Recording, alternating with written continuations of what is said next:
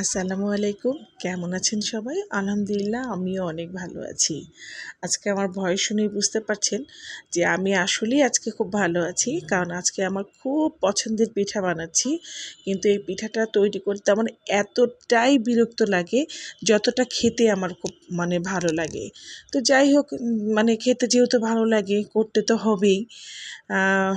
আমি এখানে সিদ্ধ চাউলের গুঁড়া নিয়ে নিলাম ১ কেজির মতো। আর এখানে লবণ গুলিয়ে রেখেছিলাম পানির ভিতরে, সেটা দিয়ে একটু একটু করে দিয়ে আমি মাখছি। এই যে বড়িটা তৈরি করা, এটাই সবচেয়ে বিরক্তিকর। এটা হলে বানানোটা সহজ, খুব তাড়াতাড়ি বানানো হয়ে যায়। যাই হোক, এটা একটু মোটা হয় কিংবা চিকন বেশি হয়ে যায়, এরকম একটা ব্যাপার থাকে। তো যাই হোক, মোটামুটি করছি। একটু বিরক্তি নিয়েও করছি, আবার খুব ভাল লাগছে যে পিঠাটা খাবো। কেউ যদি বানিয়ে দিত, খুব মজা করে খাওয়া যেত, কিন্তু তেমন কেউ নেই। যাই হোক, আমার এই মাখাটা হয়ে গেছে। এরকম মুঠি হয়ে গেলে তখন বোঝা যাবে যে এটা সম্পূর্ণ মাখা হয়ে গেছে। আর আমি প্রথমে এই ছাঁকনিটা দিয়ে চেষ্টা করছি করার, কিন্তু হচ্ছে না।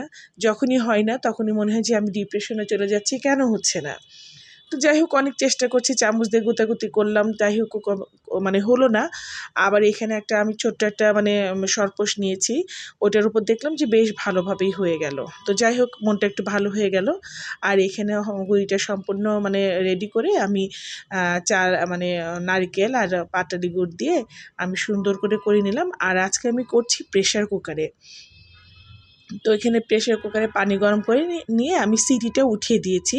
দিয়ে আমি ওই সিপির মধ্যে আমি একটা তেল ঢালার একটা করফা বলে, ওইটার ভিতরে দিয়ে আমি এই যে সুন্দর করে পিঠাগুলা তৈরি করে নিয়েছি। খুব সুন্দর হয়েছে আর খুব তাড়াতাড়ি হয়েছে।